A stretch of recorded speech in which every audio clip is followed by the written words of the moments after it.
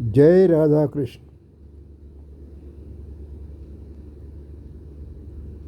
प्रकृति की ऐसी आश्चर्यजनक अवस्थाएं हैं या व्यवस्थाएं हैं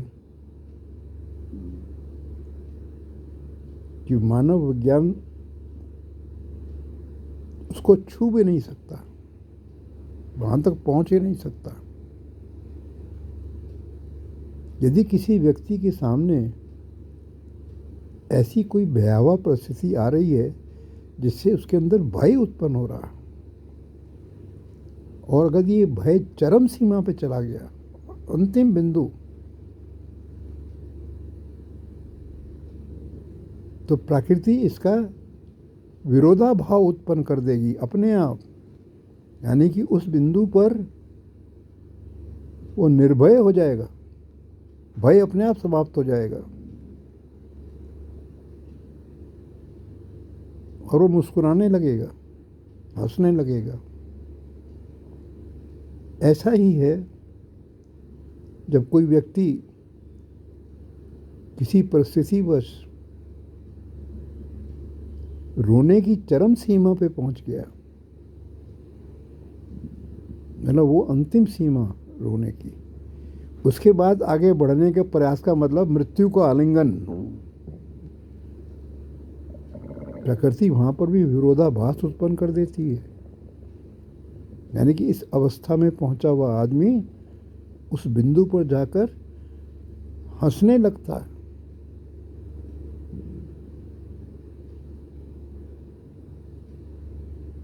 और एक और वैचित्र्य बताता हूं प्रकृति का।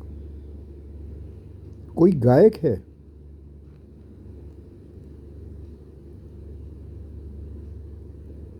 कोई महिला गायक हैं उदाहरण के तौर पे,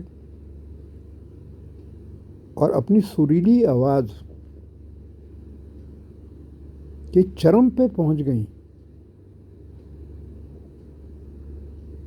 मतलब उससे अधिक सुरीला अब नहीं हो ही नहीं सकता, वहां तक पहुंच गई, तो वहां उसकी आवाज, महिला की आवाज पुरुष की आवाज में परिवर्तित हो जाएगी। ये मैंने स्वयं देखा है, सुना है मैंने। हमारी फिल्म इंडस्ट्री में केवल लता मंगेशकर ही ऐसी गायिका थीं जिन्होंने इस बिंदु को छू लिया था।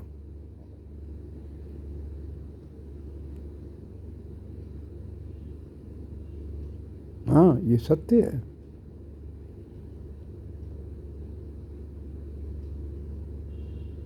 ये तो मैं अपने घर की ही बात है कि लता मंगेशकर जी का वो गाना आ रहा था, ऐ मेरे वतन के लोगों जरा आंख में भर लो पानी, जो शहीद हुए हैं उनकी जरा याद करो कुर्बानी। मैं दूसरे कमरे में बैठा हुआ था, बाई दी वे आया मैं घर पे, दूसरे कमरे में बैठा, तो उस गाने की आवाज़ मेरे तक पहुंच रही थी।